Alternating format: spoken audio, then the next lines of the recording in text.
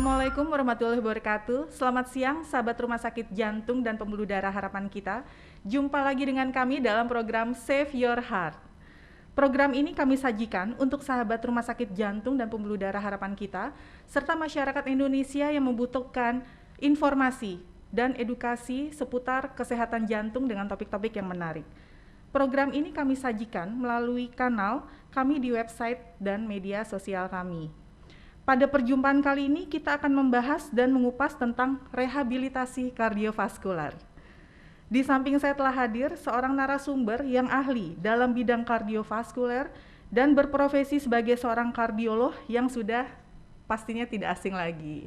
Selamat siang Dr. Ade Meidian SPJP. Selamat siang Santi, apa kabar? Alhamdulillah, waduh suaranya dokter kayaknya semangat nih ya.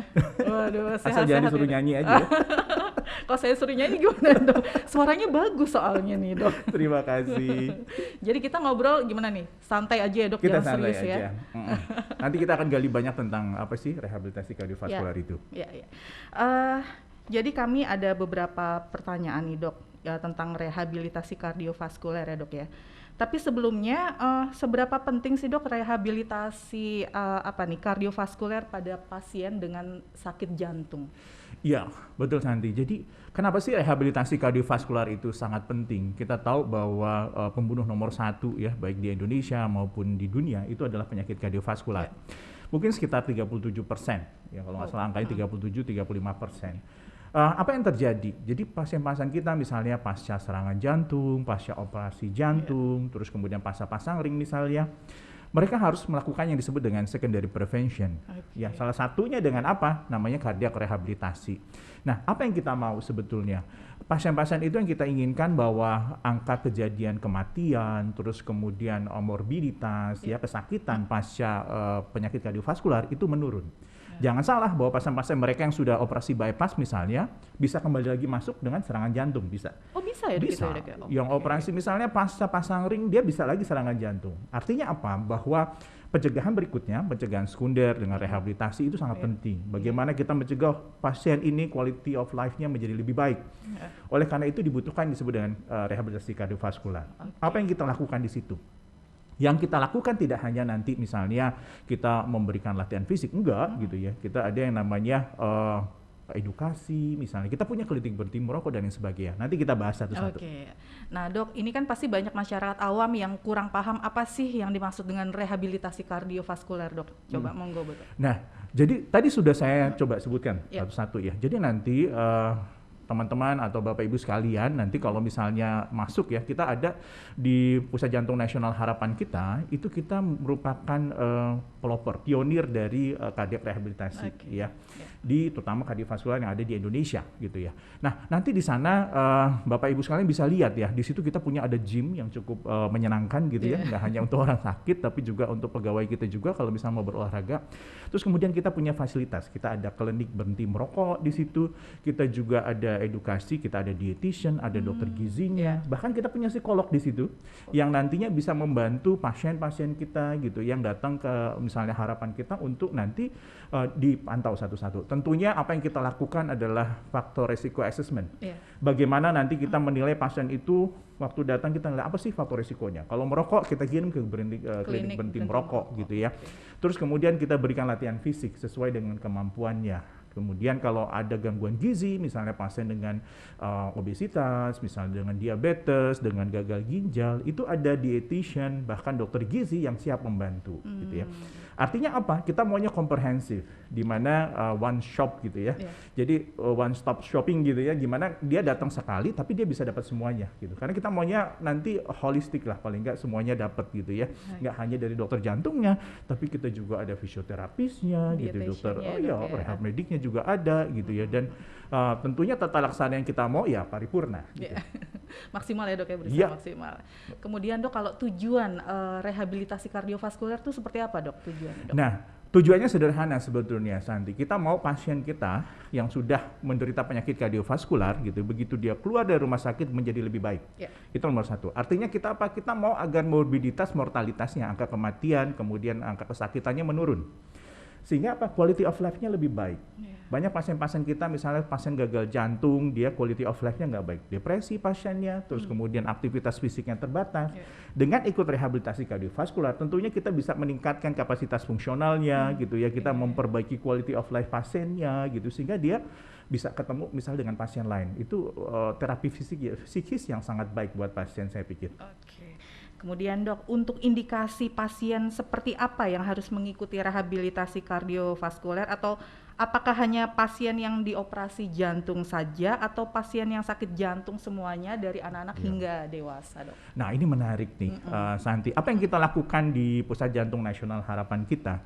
Kita melakukan rehabilitasi kardiovaskular itu tidak hanya pada orang dewasa, tapi pada anak-anak. Oh, anak-anak juga termasuk ya, dok ya? Ada. Jadi congenital heart disease, mereka yang sudah operasi gitu ya, itu kita lakukan juga rehabilitasi kardiovaskular pada anak-anak atau pada pediatrik gitu ya. Berbeda memang, misalnya kita akan pancing supaya dia ikut bermain dan lain sebagainya. Kita punya parameter sendiri dan kita juga ada instrukturnya, satu itu. Terus kemudian pasien-pasien pasca operasi, jelas kalau misalnya mereka habis operasi misalnya bypass gitu ya, terus kemudian nanti ada operasi katup gitu ya, itu kita juga bisa lakukan rehabilitasi. Bahkan pasien-pasien yang pasca pasang ring, pasien-pasien dengan gagal jantung, kita juga siap. Bahkan kita punya metode nih, misalnya ada pasien-pasien dengan gangguan pembuluh darah perifer, misalnya di kaki dia suka kalau jalan nyeri, kita bisa lakukan rehabilitasi juga. Bagaimana supaya nyeri kakinya berkurang sampai hilang. Nah, apa yang kita lakukan di rehab sekarang, kita ada terapi baru namanya ECP gitu ya.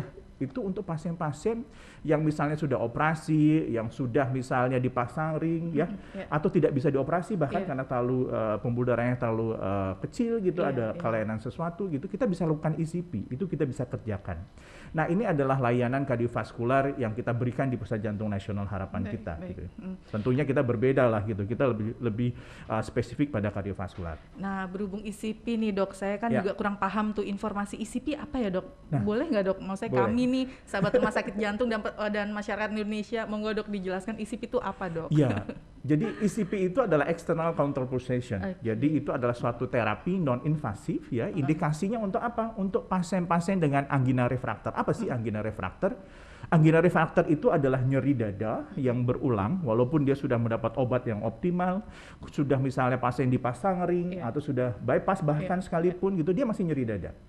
Pasien ini ibaratnya dia no choice lagi, nggak bisa dipapain cuma optimal medikamentosa. Jadi kita bisa berikan terapi ECP ini nanti dipasang kayak manset, kayak alat tensi gitu ya, di betis, kemudian paha dan bokong, terus kemudian dia akan memompa gitu ya. Apa yang kita mau bahwa aliran kembali ke pembuluh darah koronernya menjadi lebih baik, timbul nanti pembuluh darah kecil baru, neoangiogenesis gitu ya. Dan kita juga sudah melakukan penelitian di sini, namanya Heartex tadi di harapan kita. Jadi terapi ini adalah evidence-based medicine, jadi berdasarkan bukti, jadi bukan coba-coba gitu ya. Oleh karena itu, kita sudah lebih melakukan ini mungkin lebih dari 3.000 jam di sini, di harapan kita. Sudah gitu. dilakukan itu dok? Pasiennya banyak gitu ya. Pasiennya banyak datang gitu ya. Terapinya memang 35 kali. Ya? Betul, 35 kali dalam satu macam terapi, terus 1 jam setiap datang. 1 jam. Silakan menghubungi website, lihat website harapan kita, itu ada tentang ECP dan mudah-mudahan sangat membantu untuk pasien-pasien kita. Oke dok. Kemudian nih dok, yang mesti dipersiapkan baik pemeriksaan penunjang atau persiapan pasien itu sendiri dok ketika melakukan pasien tersebut rehabilitasi kardiovaskuler. Ya, ini menarik. Berarti kan kita bicara apa yang harus disiapkan, gitu ya. Nomor satu, memang kita mau sebetulnya apa yang kita lakukan. Jadi rehabilitasi kardiovaskular yang kita kerjakan di Pusat Jantung Nasional itu ada namanya fase 1, fase 2, fase 3, gitu ya. Fase 1 adalah di mana pasien ini habis dirawat terus kemudian dia pulang. Baik itu pasien pasca operasi, gitu ya, sampai dia pulang, itu kita sebut pasien fase 1. Termasuk yang serangan jantung atau gagal jantung akut. Nah, yang kita kerjakan adalah mobilisasi di tempat, terus kemudian kita akan lakukan beberapa terapi untuk pasiennya. Nah, setelah dia pulang, kita melakukan rehabilitasi fase 2. Fase 2 itu biasanya pasien setelah pulang 10 hari sampai 2 minggu, kita lakukan rehabilitasi. Apa yang kita kerjakan? Yang kita kerjakan ini adalah early phase to cardiac rehab. Di luar negeri mungkin mereka rehabilitasi setelah 3 bulan gitu, tapi kita lebih cepat. Kenapa? Karena manfaatnya sama baiknya. Gitu ya. Jadi pasiennya nanti begitu datang, kita akan assessment tuh. Assessment tuh apa sih, kita nilai ini layak nggak sih direhabilitasi. Jadi kalau pasien itu masih misalnya gagal jantung akut, dia masih sesak, tentunya belum bisa direhabilitasi gitu ya. Atau misalnya masih ada nyeri dada yang berat, dia belum bisa rehabilitasi. Itu fase akut atau gangguan irama jantung. Jadi asesmen awal ini menjadi penting. Jadi dokter-dokter kita akan periksa Bapak Ibu sekalian yang datang ke Pusat Jantung Nasional Harapan kita. Terus kemudian kita lihat ada kontraindikasi nggak. Kalau tidak ada, kita mulai. Biasanya hari pertama itu adalah penjelasan. Karena sangat penting sekali bahwa pasien kita harus tahu apa sih yang mau kita kerjakan, apa tujuannya. Sehingga apa compliance-nya menjadi lebih baik. Pasien jadi semangat gitu untuk datang gitu ya. Nah setelah itu kita akan lakukan namanya tes, biasanya 6-minute walking test. Ini tes berjalan 6 menit. Jadi pasien disuruh jalan gitu ya, terus kemudian kita lihat jarak tempuhnya. Dari situ kita bisa nanti memberikan latihan. Nanti ada latihan fisik yang diberikan oleh trainer kita, tentunya dalam pengawasan gitu ya. Terus kemudian nanti untuk faktor risiko lain yang kita temukan tadi, misalnya dia merokok, kita akan kirim ke klinik bermerokok di situ yang ada di rehab kita. Terus kemudian misalnya kita butuh dokter gizi, ada dokter gizinya. Kalau ada psikolog, kita juga ada untuk mengobati depresi gitu misalnya. Kalau ada pasien-pasien yang pasca operasi, biasanya mereka agak terganggu seperti itu.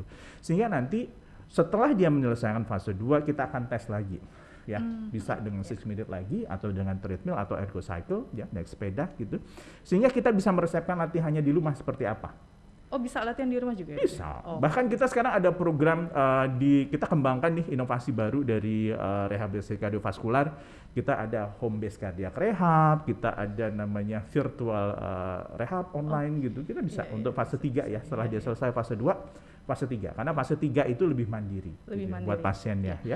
Dok, saya mau tanya dok, untuk rehabilitasi kardiovaskuler dok, yang tadi dokter sudah katakan, pasien itu harus melewati berapa fase dok? Nah idealnya gini, fase 1 dia lewati, ya. Terus kemudian fase 2. Nah fase 3 ini memang sebagian besar gini ya, kalau kita lihat di Pusat Jantung Nasional Harapan kita misalnya yang ditanggung oleh BPJS adalah fase 2. Fase 3-nya mandiri gitu ya. Artinya bahwa fase 3 itu pasien tidak harus datang ke pusat jantung gitu ya. Jadi bisa nanti kita latih misalnya secara online gitu ya, atau nanti tesnya aja dia datang gitu ya. Jadi itu dikerjakan. Yang tadi dokter katakan home base itu ya dok ya? Iya. Itu ada home base berarti itu masuk ke fase 3.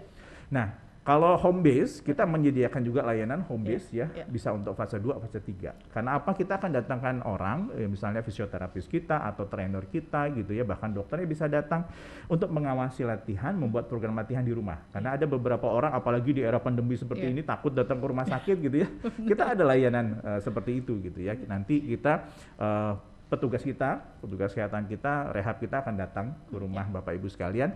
Terus kemudian untuk fase 3 kita malah menyediakan sekarang ada namanya virtual, kita dengan online gitu ya. Kita ada edukasinya gitu ya. Itu bisa nanti disampaikan, ada linknya yang bisa untuk diikuti gitu. Kemudian dok, untuk kapan pasien memulai rehabilitasi kardiovaskuler dok? Mungkin dari setelah operasi jantung. Iya, jadi kita untuk memulai layanan kardiovaskular ini segera ya.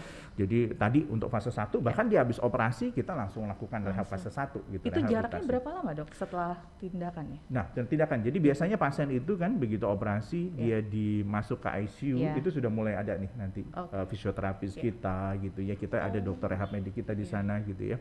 Terus kemudian nanti setelah itu biasanya mulai mobilisasi. Jadi secepatnya nih, apalagi kan kita banyak metode ya bagaimana dia melakukan respiratory training, mobilisasi di sekitar tempat tidur gitu ya.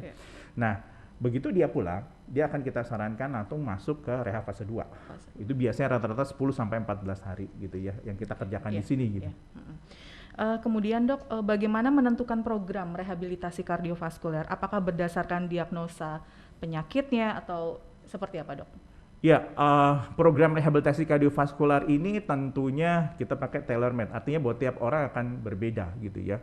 Pada dasarnya kita lihat dari diagnosisnya apa nih, akan berbeda antara rehabilitasi kardiovaskular, misalnya pasien gagal jantung atau post-op bypass ataupun katup gitu dengan misalnya penyakit perifer, pembuluh darah perifer gitu ya.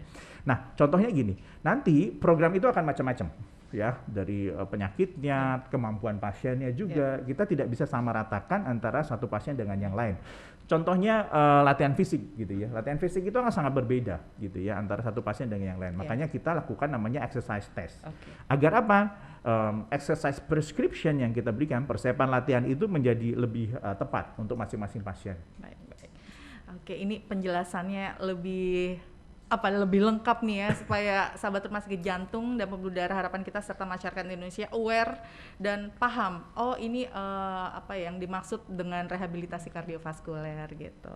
Dok, ini kita sampai terakhir nih. Monggo Dok untuk closing statement-nya. Ya, baik, terima kasih Santi. Jadi saya ingin katakan bahwa rehabilitasi kardiovaskular ini sangat penting, terutama untuk pasien-pasien kardiovaskular yang ada ya. Kenapa? Karena dengan rehabilitasi kardiovaskular kita bisa menurunkan angka kematian, kita bisa menurunkan angka kesakitan. Gimana caranya supaya nanti Bapak Ibu nggak masuk lagi ke rumah sakit serangan jantung lagi atau gagal jantung lagi akut gitu ya. Itu yang kita kerjakan. Sehingga apa? Sehingga nanti kita sangat welcome gitu ya, menerima misalnya Bapak Ibu sekalian silahkan konsultasi by phone gitu dengan telepon maupun langsung datang ke Pusat Jantung Nasional Harapan kita untuk mendapat layanan ini. Saya yakin nanti manfaatnya sangat besar. Terima kasih. Wah, luar biasa penjelasannya. Dok, terima kasih untuk kehadiran, jawaban, kemudian penjelasan yang sangat-sangat lengkap buat kami ya, sahabat rumah sakit jantung dan pembuluh darah harapan kita serta masyarakat Indonesia. Semoga penjelasan ini bermanfaat untuk kita semuanya. Kami sampaikan juga terima kasih untuk direksi kami Rumah Sakit Jantung dan Pembuluh Darah Harapan Kita serta unit PKRS dan IPPU yang sudah bekerja sama, dan terutama kepada dokter kami nih, kardiolog Dr. Ade Median SPJP yang telah berkenan hadir memberikan waktunya, memberikan penjelasan yang amat sangat luar biasa. Sampai berjumpa dengan topik-topik yang menarik lainnya. Wassalamualaikum warahmatullahi wabarakatuh.